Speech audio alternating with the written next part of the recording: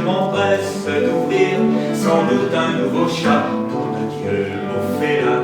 Que l'orage m'apporte, c'était toi, c'était toi, c'était toi. Marc Fournier, bonsoir. On se retrouve à l'issue de la première du spectacle consacré à Georges Brassens, un spectacle que vous avez entièrement écrit et monté avec la compagnie Coin de Rue. C'est bien ça? C'est cela. Oui. Un très bel accueil du public aujourd'hui pour cette création. On voit à votre sourire que vous êtes heureux de cette première soirée. Absolument. C'est un travail de longue haleine? Alors oui, c'est un travail de longue haleine parce que j'avais fait une conférence sur Brassens, mais je ne voulais pas reprendre l'œuvre de Brassens sous une forme trop de conférence, trop intellectuelle. Donc j'ai eu l'idée de prendre en quelque sorte les grands thèmes de Brassens sans pour autant avoir une attitude universitaire. Et c'est la raison pour laquelle chaque thème évoqué brièvement a été illustré par une ou plusieurs chansons de Brassens. Je suis ta mauvaise herbe, brave Jean, c'est pas moi qu'on ruine et c'est pas moi qu'on met en germe. Je suis ta mauvaise herbe, brave Jean, je vous sens liberté dans les jardins mal fréquentés.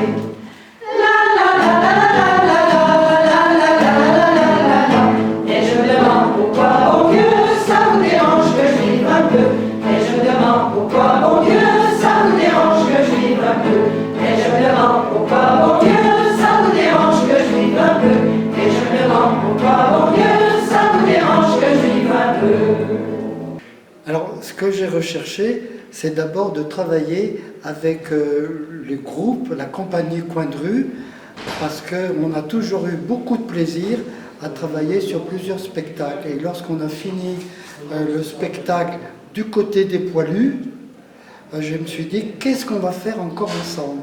Et on a eu l'idée de travailler sur Brassens, et j'ai fait appel aux mêmes compagnies, aux mêmes musiciens, pour présenter ce spectacle qui, je crois, ce soir, et alors, triomphe, ça serait bien un grand mot, mais que c'était une belle soirée, parce que je voulais aussi que ce soit très chaleureux, que ce soit entre amis de Georges. La canne de Jeanne aimante d'avoir fait du moins, on le présume, un rhume mauvais.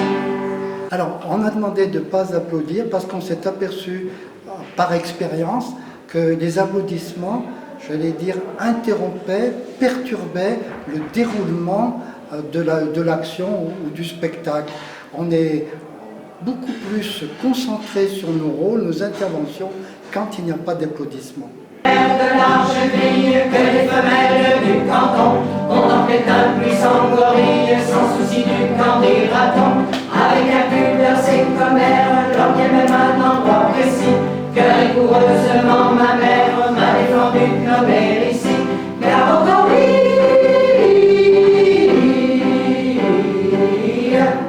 Alors, évidemment, nous avons beaucoup apprécié ce comportement du public. On sait qu'au début, ça a été un petit peu difficile. La troupe et la présentation sont si chaleureuses que on a envie d'applaudir. On sait bien que chacun se retient. Et c'est peut-être ce qui apporte aussi un peu de chaleur à la fin, où tout le monde se lâche, comme on dit, hein, et puis ça se passe bien comme ça. J'ai couru chanter ma petite chanson à Marinette. La belle, la traîtresse était allée à l'opéra. Avec ma petite chanson, j'allais au balcon. Ma mère, avec ma petite chanson, j'allais au balcon. Alors, vous avez évoqué très brièvement la biographie de Georges Brassens, puis après, vous avez présenté l'ensemble de ses penchants, de ses souhaits, de sa philosophie. Elle est à toi cette chanson, toi l'Auvergnat qui sans façon a donné 4 boucles d'or. Dans ma vie il faisait froid, toi qui m'as donné du feu quand les croquants.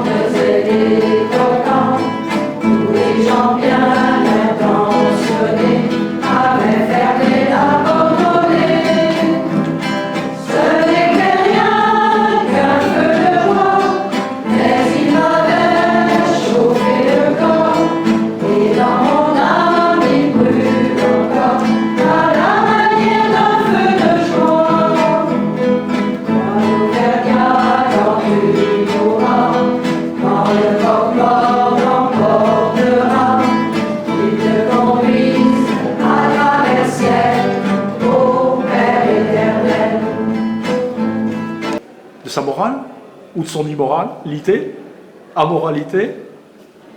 Alors, même si ça ne paraît pas, ce spectacle il est construit selon un plan.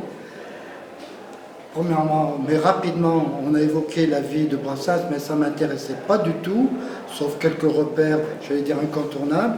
Et après, j'ai traité les rejets de Brassens, tout ce qui rejetait en particulier les différentes institutions. Et puis, j'ai essayé de montrer ce en quoi il croyait. Et j'ai terminé par ce qui fait peut-être le triomphe de Brassens aujourd'hui, c'est son talent. Car si un poète n'est pas un chansonnier, un parolier, on peut dire que Brassens est très très proche de la véritable poésie. Et donc j'ai essayé de souligner ce travail véritablement d'artiste de Brassens. Et puis je crois qu'il y a des chansons qui sont devenues de véritables poèmes. Les trains, les autobus, tous les déprofondissent, tous les morgueonibus. Sur ces entrefaites-là, trouvant dans les orties une soutane à ma taille, je m'en suis travesti. Là que j'ai voulu montrer que non seulement c'était un auteur-compositeur, mais j'ai voulu montrer aussi qu'il était musicien. Et ce que je trouve d'absolument admirable, c'est qu'il a trouvé les musiques presque parfaites qui s'adaptent au texte des auteurs évoqués, en particulier Villon, Hugo, et puis je citerai à la fin Théodore de Banville. Et quand on écoute ces chansons chantées par Brassens sur des textes qui ne sont pas les siens, moi je trouve que c'est une véritable performance et même une prouesse tellement que c'est beau. Alors évidemment, on n'avait pas le temps d'écouter en entier la légende de la nonne, Victor Hugo, ou dans le verger du roi Louis de Théodore de Banville et tout, mais c'est regrettable parce que c'est absolument fabuleux, poétique et en même temps, c'est une réussite. Pour offrir aux filles des fleurs sans vergogne, nous fîmes un peu voleurs.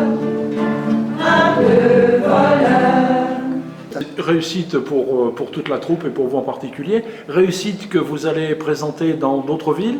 Oui. Alors nous avons beaucoup de contacts. On en avait déjà avant le spectacle. On en a d'autres après ce spectacle parce que des personnes sont venues nous trouver et nous demander si on ne pouvait pas décentraliser ce spectacle.